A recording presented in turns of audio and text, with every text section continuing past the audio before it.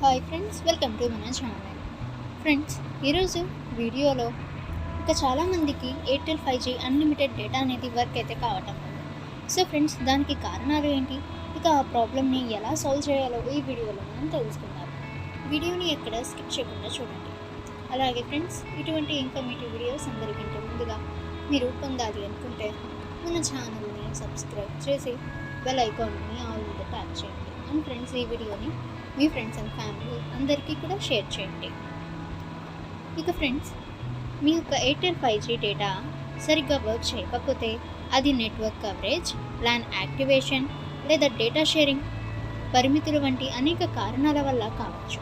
మీరు 5G network ప్రాంతంలో ఉన్నారని, మీ అపరిమిత డేటా ఆఫర్ యాక్టివేట్ చేయబడిందని మరియు మీ రీఛార్జ్ ప్లాన్ అర్హత కలిగి ఉందని నిర్ధారించుకోండి. ఇక ఫ్రెండ్స్, అదనంగా మొబైల్ హాట్స్పాట్ ద్వారా డేటాను షేర్ చేయకుండా ఉండండి, ఎందుకంటే అది ఆఫర్ కింద కవర్ కాకపోవచ్చు అని ఎయిర్టెల్ అయితే పేర్కొనటం అయితే జరిగింది. ఇక ఫ్రెండ్స్, ఎయిర్టెల్ 5G ఎంపిక చేసిన ప్రాంతాలలో మాత్రమే అందుబాటులో ఉంది. మీరు నియమించబడిన 5G నెట్వర్క్ ప్రాంతంలో ఉన్నారా లేదా అని మీరు చెక్ అయితే చేసుకోండి.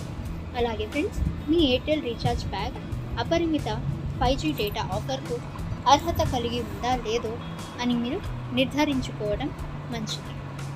అంటే ఫ్రెండ్స్, ఎయిర్టెల్ ప్రకారం 455 మరియు 1799 వంటి కొన్ని ప్యాకులు అర్హత కలిగి ఉండవు. ఇక అర్హత కలిగిన ప్యాక్తో రీఛార్జ్ చేసిన తర్వాత ఎయిర్టెల్ థ్యాంక్స్ యాప్ ద్వారా అన్లిమిటెడ్ 5G డేటా ఆఫర్ను యాక్టివేట్ అయితే మీరు చేసుకోవాల్సి ఉంటుంది. మీరు 5Gకి మద్దతు ఇచ్చే పరికరాన్ని ఉపయోగిస్తుంటే ఎయిర్టెల్ ప్రకారం మీ మొబైల్ లేదా మీ యొక్క మొబైల్ ఫోన్ సెట్టింగ్స్లలో 5G ప్రారంభించబడిందా లేదా అని మీరు చెక్ అయితే చేసుకోండి. ఓకే ఫ్రెండ్స్, ఈ ఇన్ఫర్మేషన్ మీకు యూజ్ అయితే వీడియోని లైక్ చేయండి.